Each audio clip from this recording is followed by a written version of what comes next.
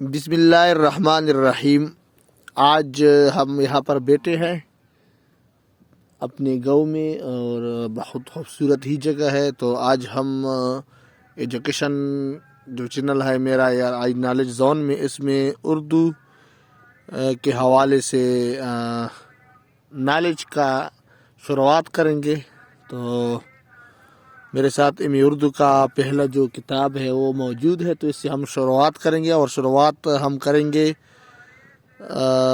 دبستان دلی، جو کہ ہے ایک شاعری کا ٹنور ہے ایک، تو اس سے ہم شروعات کریں گے۔ اچھا، تو سب سے پہلے ہم جائیں گے یہاں پر دبستان کے تعریف۔ دبستان فارسی زبان کا لفظ ہے، انگریزی میں اس کے لیے لفظ اسکول آف تھاٹ استعمال ہوتا ہے۔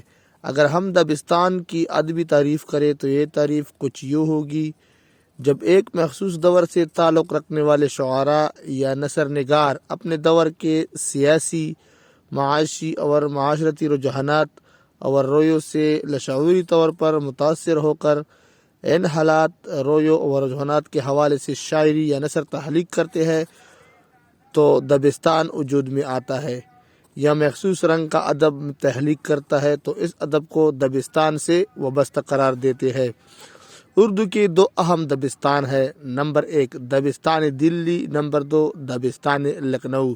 تو سب سے پہلے آج ہم دبستان دلی کے بارے میں پڑھیں گے کہ کیسے وجود میں آیا اور اس میں کون کون شعراء شامل تھے اور یہ کی خصوصیات کیا تھی۔ تو سب سے پہلے دبستان دلی کا پس منظر جانیں گے۔ تو دبستان دلی کا پس منظر یہ ہے کہ اورنگزیب عالمگیر 1707 میں وفات پا گئے، تو اسی سال مغل دور سلطنت کے زوال کے دن شروع ہو گئے۔ اورنگزیب عالمگیر کی وفات کے بعد اس کا بیٹا معظم تخت نشین ہوا، لیکن اس کے بعد منظم کے بھائی معز الدین نے اپنے بھائی کو شکست دے کر حکومت بنائی۔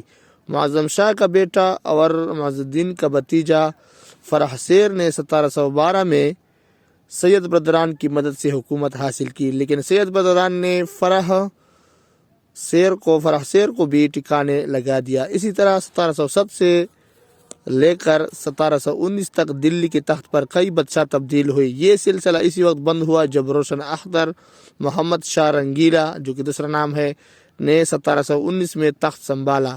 محمد شاہ رنگیلا کی عیاشی کے دور میں نادر شاہ درانی نے 1739 میں ایران سے دلی پر حملہ کیا اور قتل و غارت کا بازار گرم کیا۔ پھر 1746 میں احمد شاہ ابدالی نے حملہ کیا۔ دوسری طرف مرہٹے، جاٹ اور ہیلے آئے دلی پر حملہ ور ہوئے اور قتل عام کرتے ہوئے 1761 میں پانی پت کی تیسری لڑائی نے ہندوستان کو اور بھی کمزور کر دیا تھا۔ 1788 میں غلام قادر روہیلا اپنی فتنہ ساز فوج کے ہمراہ لال قلعے میں داخل ہو گئے اور بادشاہوں کی آنکھیں نکال دی۔ میر نے اس کے بارے میں ایک شعر کہا ہے: جہاں کے کسل جواہر تھی خاک پہ جن کی، انہی کی آنکھوں میں پرتی صلاحیت کی۔ اس دور میں کئی بادشاہ بدلے اور مغل سلطنت محدود ہوتے ہوئے صرف دلی تک محدود ہو کر رہ گئی، اور آخری تاجدار بہادر شاہ ظفر کو انگریزوں نے معزول کر کے رنگون بھیج دیا۔ یہ تھی دلی کی مختصر تاریخ، جس میں ہماری اردو شاعری پروان چڑھی۔ ایک ایسا پرآشوب دور تھا کہ جس میں ہر طرف بد نظمی، انتشار اور پستی کا دورہ تھا۔ ان حالات کی روشنی میں ہم آسانی سے تجزیہ کر سکتے ہیں۔ ان حالات میں جو معاشرہ دلی میں بن گیا وہ غم اور درد کا معاشرہ بن گیا۔ ایسے حالات میں انسان اکثر باطن میں پناہ لیتا ہے، اور ان کا اثر شاعروں پر بھی پڑتا ہے، کیونکہ شاعروں کا طبقہ ایک حساس طبقہ ہوتا ہے۔ ان حالات نے جس قسم کی شاعری کو جنم دیا اسے ہم دبستان دلی کا نام دیتے ہیں۔ اس حالت کی وجہ سے جس قسم کی شاعری پروان چڑھی، ان کی خصوصیات بیان کرنے سے پہلے ہم دبستان دلی کی ادوار پر مختصر بحث کرتے ہیں۔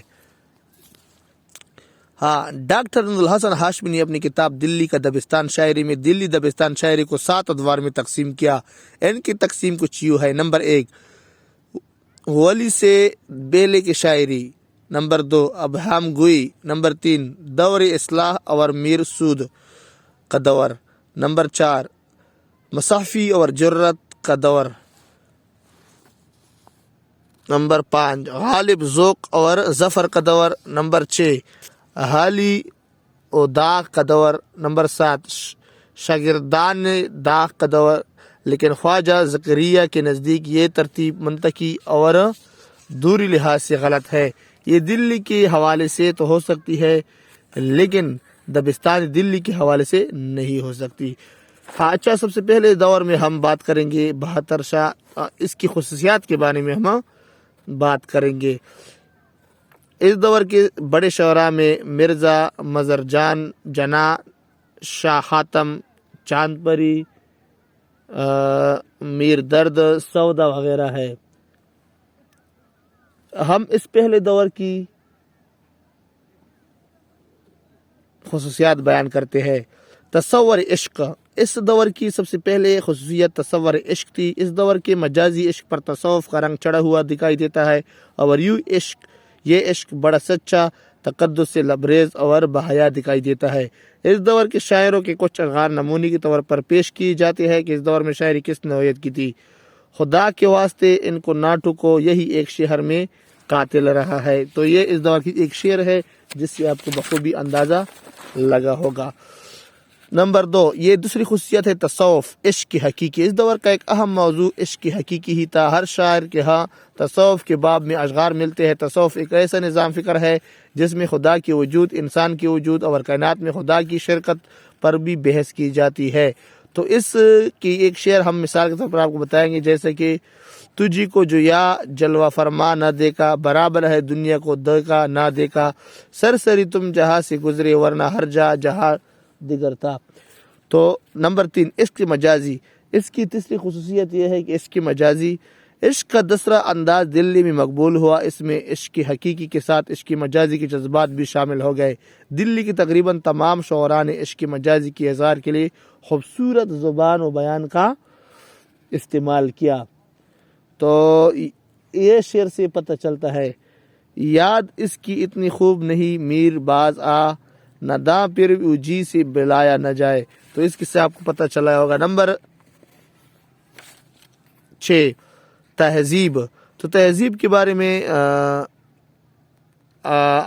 تہذیب جس کی چھٹا خصوصیت ہے، تو یہ سنجیدہ شاعری میں ایک تہذیبی سطح برقرار رہتی ہے۔ اس زمانے کا سب سے بڑا المیہ تہذیب کا تھا، یہ انتشار کا دور تھا۔ میر و غالب کے بہت اشعار میں شعر و شوب کی تاثیر ہے، لیکن شاعر نے تہذیب کا دامن تام کر اشعار کہے، جیسا کہ میر صاحب زمانہ نازک ہے، دونوں ہاتھوں سے تام یہ دستار، اور دنیا کی بثباتی کا ذکر ملتا ہے، کہا میں نے کتنا ہے گل کا ثبات، کلی نے سن کر تبسم کیا۔ تو نمبر 7 انسانی عظمت، تو اس کی اگلی خصوصیت انسانی عظمت۔ انسانی عظمت دلی میں جو معاشرہ بن گیا تھا، اس میں انسان کا قدر کم ہو رہا تھا، انسان مسلسل قتل ہو رہا تھا۔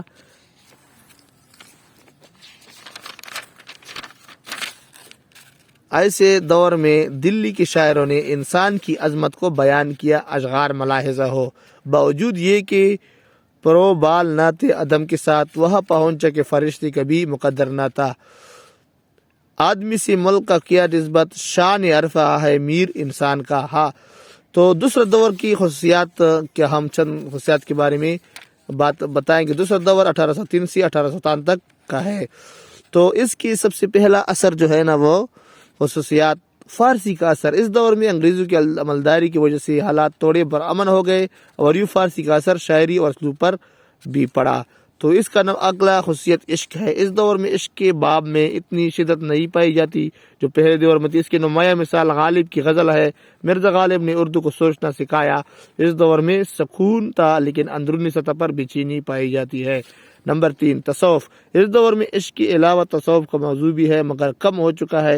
اس دور کا سب سے بڑا شاعر غالب ہے۔ غالب کے ہاں تصوف ایک فلسفہ ہے، جبکہ شعراء اس کو جذبہ کہتے ہیں۔ نمبر 4 انسان کی عظمت.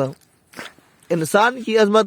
دبستان دلی کے دوسرے دور میں انسان کے حوالے سے بہت اہم سوالات اٹھائے گئے، بلکہ شاعری میں ایک نئے انسان کا تصور برپیش کیے گا. یہ مسئلہ صرف محبت روح کی یا پاکیزگی کی نہیں، بلکہ یہ انسان روح سے جسم کا سفر طے کرتا ہوا نظر آتا ہے. تو نمبر 5 دوسرے دور میں غم.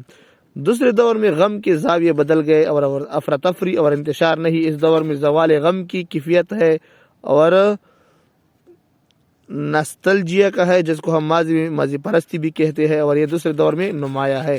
نمبر 6 تہذیب. دبستانی دلی کا دوسرے دور اور تہذیب کا نقش ضرور رکھتا ہے، مگر تھوڑی تبدیلی نظر آئی، خاص کر زبان کے حوالے سے بھی تبدیلی نظر آتی ہے.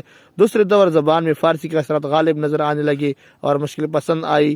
تیسری بات یہ ہے کہ دوسرے دور میں زبان صاف ہو گئی، وہ الفاظ جو میر کے ہاں مستعمل تھے اب متروک ہو گئے. تو یہ آج کا سبق تھا، تو آپ نے انشاءاللہ پڑھ لیا ہوگا. آپ کو پسند آئے گا. اگر آپ کو یہ ویڈیو پسند آئی ہے تو میرے چینل کو سبسکرائب کریں. ملتے ہیں کسی نیکسٹ سبق میں. آج ہم نے انوار کی خصوصیات کے بارے میں پڑھا، تو انشاءاللہ کل پھر اس کے بارے میں سبق پڑھیں گے.